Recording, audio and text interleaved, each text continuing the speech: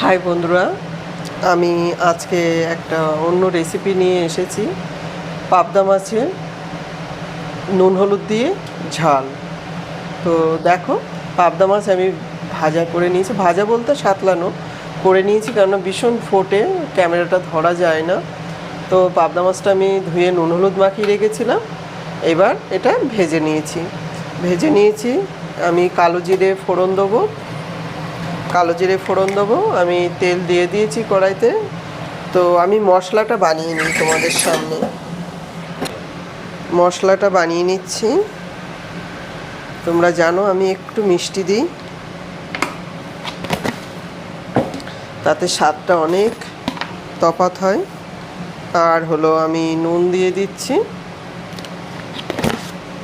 নুনটা মনে হচ্ছে মাছটা বেশি না, লাগলে পরে দেওয়াই যাবে।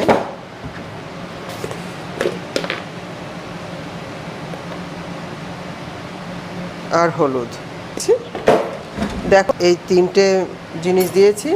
আর এতে দেবো আমি তোমার টমেটো গ্রেট করে রেখেছিলাম, সে এইটা দিয়ে মিক্স করে নেব। আমি কাঁচা লঙ্কা কেটে নিয়েছি। আমি মশলাটা তো হয়েই গেছে, এবার আমি কালো জিরে ফোড়ন দেব। কালো জিরে ফোড়ন দিচ্ছি।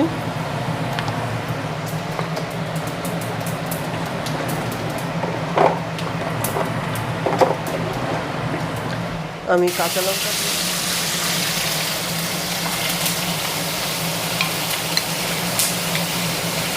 আমি এবার মশলাটাও দিয়ে দিচ্ছি।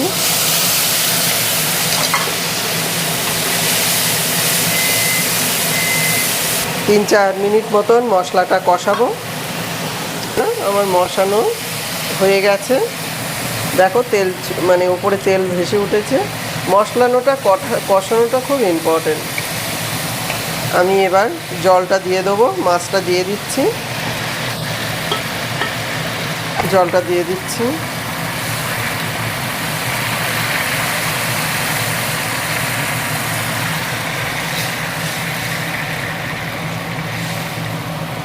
খুব ভালো হয়।